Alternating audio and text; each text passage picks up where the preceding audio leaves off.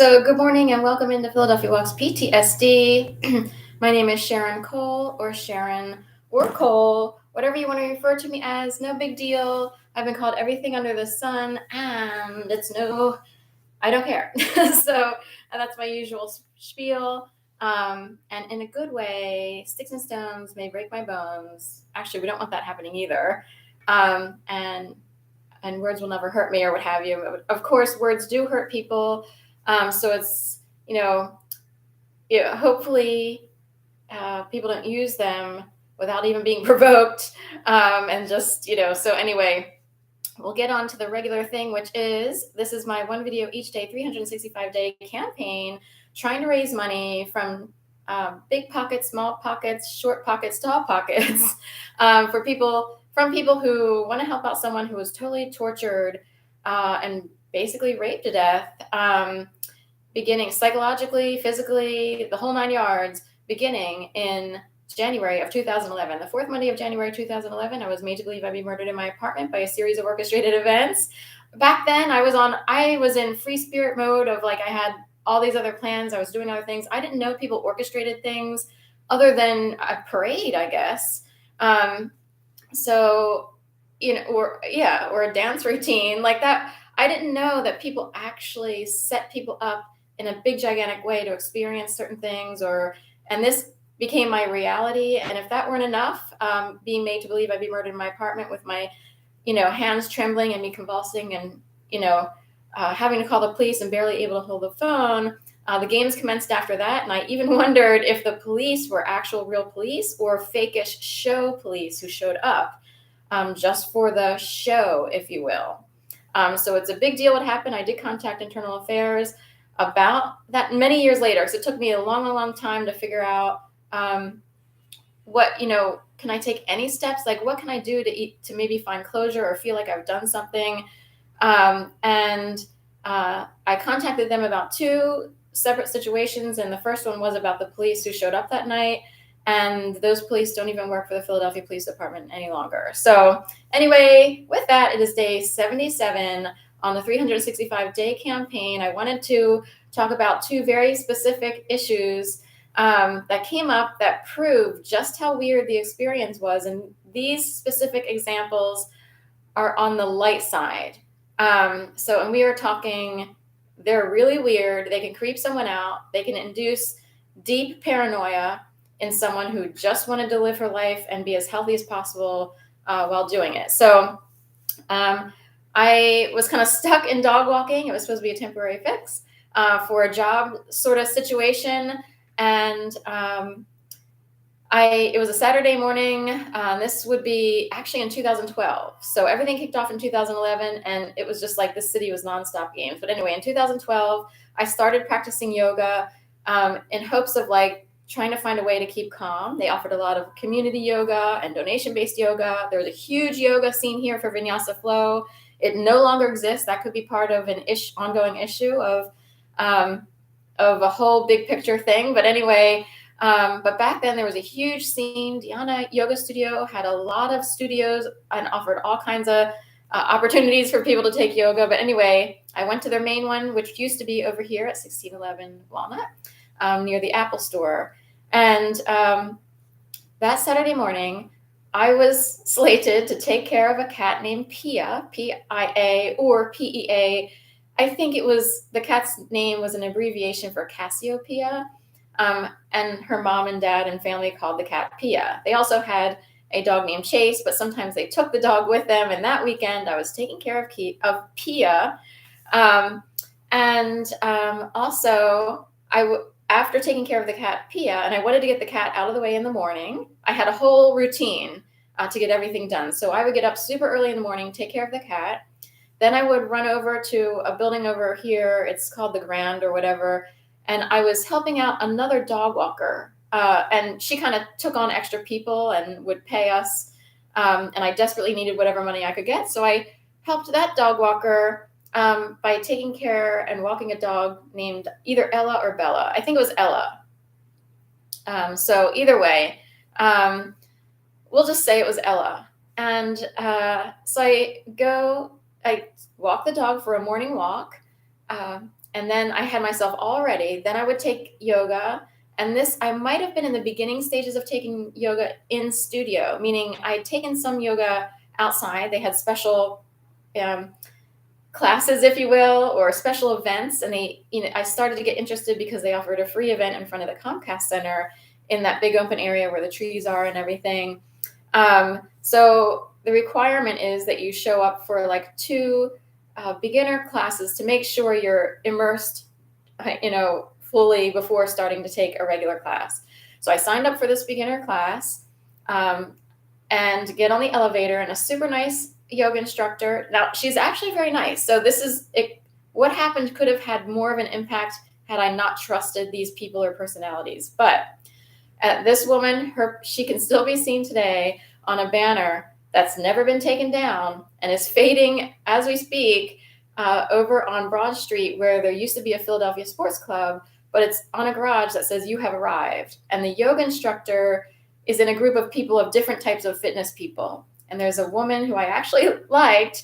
I would still say I like her. I don't know why this happened, but she is over there where it says "You have arrived." But she long since left. So even, we'll say like by 2015, she was out the door, wasn't even in Philadelphia any longer. But anyway, I get on the elevator with this yoga instructor, and another woman was on the elevator who was going to take the class.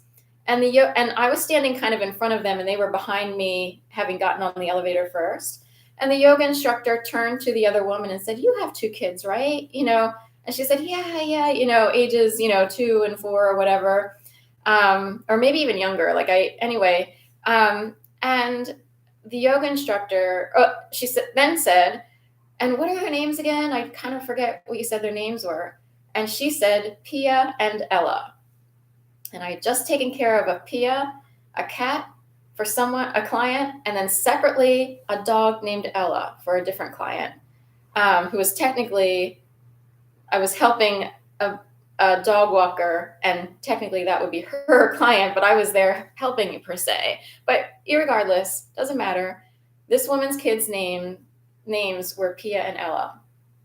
So, ding, ding, ding, something's wrong. That doesn't happen. And there are people out there who would go on and on about coincidence. Oh my gosh, that's the way the world is. Everybody has nope. That's a biggie. So that woman was either willing to lie about her kids' names. Let's go through the multiple choice. She either actually had kids' names whose names were Pia and Ella, or she was willing to lie about it to creep me out for some weird reason. And something really big did happen. I don't think I'm special. I don't know how many other people would have experienced the same thing I did. There could be other people who were experiencing it and I didn't know. So I'm not to say that I'm special. But something very big did happen, and it's too hard to explain. It's almost in the realm of, should I call the Area 51 UFO conspiracy radio show host? Because I don't know what I'm supposed to do. Except it was really bad. So it wasn't like funny or a joke or anything. So, or what would be the other, or this woman's brain was scrambled, and her brain was scrambled to the point where somehow they picked my brain. This could be a partially correct answer. And somehow she picked up on the names Pia and Ella and used them in her sentence. So what is it? And in another example, and sadly, this is the same place, because technically I loved yoga, loved this yoga studio. I actually feel like yoga saved my life. It is a very big deal. Yoga is it's such a big deal in my life. Not in my mouth, in my life. Yoga is such a big deal. It's something I wish I could have gotten when I was younger. They didn't offer yoga during my generation in Delaware. And I don't know that I would have been aware of it or could have been able to afford it. But anyway, so I just want to say yoga actually saved my life. So wherever you go, things will happen. And also here in Philadelphia, the fact that I have been a heavy advocate, a very staunch advocate for yoga, it's interesting that you cannot find the same vinyasa here any longer. The scene has died big time. Big time. It is disturbing what's going on today in a different way. But here's the second example. The second example is that I would take care of someone else's cats and dogs. I house sat, dog sat, cat sat, the whole 9 yards. And I had a client who, she and her husband lived in this house, and quite often actually, she would call and say, "Can you take care of our cats? We're going to go away this weekend," or whatever, and our dog. So was staying over at their house, and they had a wine bottle on the table that said "The Show." So the label said "The Show," and this is a brand of wine per se. And this particular label had a picture of like a rodeo horse or a stallion, or someone was on the horse and its legs were up and everything. I show up to yoga the next day, and someone comes in behind me in line and starts whispering, "The show, the show, the show." It was that weird and blatant. So do you go to the cops and give these examples? Do you go to lawyers and give these examples? What kind of justice is there for someone who's trying to live life and can't live life normally without this psychological terror going on? It is psychological warfare. It is psychological terror. If they have to put laws in place, great. I don't know. The thing is, I don't know how you would be able to prove it other than walking around with a camera 24/7, which is technically a hassle, and it doesn't provide for a quality of life, does it? But it would be better to deter people from their bad behavior if they knew you had a camera. Like if you publicly said, I'm wearing a camera. Of course, I can't go to a private business and wear a camera on me unless I were signed on by a special agency that wanted to do an undercover investigation, but that would have to be within the law, and I'm operating on my own. But anyway, and the odd part is I'm choosing examples where there were people involved who I actually kind of liked. I didn't dislike them. So in a way, it helped not be as creepy, but and people were out here doing stuff like that all the time. And there are people I didn't like at all. There are people I encounter even today, and I can't stand them. I'll try to walk a dog, and everybody's having a social hour, and to the ridiculous point where it gets really annoying. And you're like, I'm trying to walk a dog that has a humping problem and this, that, and the other. And now I have to deal with all these people who want to throw treats at a dog that goes running and causes people to fall and get stitches in their face and everything else. So anyway, but point being, these are very creepy and weird examples, and they're designed, the actions of these people are designed to creep someone out to the point of, okay, like, can you see everything I see? Or are people communicating secretly behind my back? The thing is, and that would create paranoia because you're excluded from a special group of people.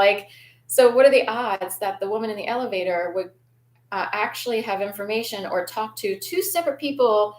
Are they part of a ring? Like this client over here shouldn't know the client over there with the Pia and the Ella example. Could they see my text messages or emails? Because I'm trying to decide, like in my emails, it would say that I was taking care of a dog named Ella, but Pia was my own client. So there was no communication other than through text messages with the actual client. The email would have information from a dog walker who I helped out, who had information about Ella. So anyway, I could go on and on. Very strange things happening all the time. I'll go ahead and wrap it up just because it's a very serious thing. And this includes even today that the yoga, the remnants of whatever is left here of yoga is a very different type of yoga other than Ashtanga. Ashtanga is a separate studio that's a very strict original form of yoga that came out of like Mysore, India, or similar. And you have to be a certain type of person who can show up during the scheduled times. They do very early morning. So it's a whole thing, and it costs a lot of money. So Vinyasa was here as sort of like the alternative. Vinyasa flow does not exist, period. Even if they try to label it Vinyasa flow here in Philadelphia, it really isn't the same. It should be at least 75 minutes, unless it's a cheap community class and they're willing, to do a power hour or something, but they don't offer that. So yoga, Vinyasa flow, as learned for many, many years here in Philadelphia, as taught for many, many years, 75 to 90 minutes.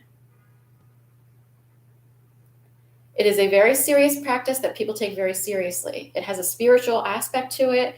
It does strengthen someone, mind, body, and soul, mind, body, and spirit, all of that encompassed in good yoga. It disturbs me that people could be out there in the entire United States today trying to find good yoga, and they would wonder, like, what's the big deal?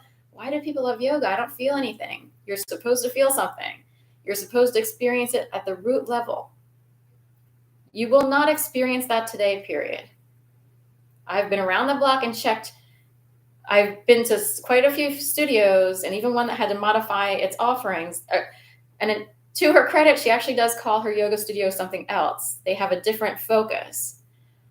But there's no depth, there's no spiritual grounding, there's no spiritual strength behind this yoga that I see here in Philadelphia. I even checked New York just online, and I don't see 75 to 90-minute yoga. It's a big deal. So I know there were lots of people out there saying, oh, America really bastardized yoga, and so forth and so on, by adding music, by, and all these people are showing up, and, technically, people with money, technically, although they did offer a lot of yoga alternatives. So like donation-based or community classes that were less money, and so forth and so on. So there, it could get a little racist too, because here, at least in Philadelphia, you would have people showing up, but for, who are of a certain demographic or so forth and so on. But there were people who did find out about donation-based yoga and would show up who weren't your standard white person or what have you. And I totally get it, because I wouldn't have been able to take it had it not been for these special prices, and kind of because of whatever happened sort of put me on a trajectory, and I was desperate to find any way to, I was sort of kicked out of my apartment in kind of a way of like, you have to get, we are talking, the mental manipulation that happened to me is in the realm of, did the CIA step in and start up a new program? And I was forced, in a way, I was kind of forced on to do certain things, but yoga turned out to be something I wanted before this all started, and I couldn't figure out how to get there. And in the end, yoga is probably the only thing I love out of this whole thing, other than raw vegan foodieism. So, and these two things are hard to maintain today because of budget, and, for to buy all the food I would need to juice. And also, it's just not offered. You can't find the yoga today in Philadelphia. And this is a very big city, and it's very sad. And any yoga studio I've been to, there have been so many problems and tricks and weird things going on that it's like, what's going on? Okay, so is it an extension? Someone out there is like, I actually think it's part of an extension of a very serious gang stalking or community harassment campaign or program that was unleashed in 2011. So, and if you keep saying, oh, I love this, I love this, I love this, they will make it disappear. So we almost have to talk opposite. I totally hate this, I totally hate this, I totally hate this. And they'll keep it in place. Okay, so have a great day, and thank you so much.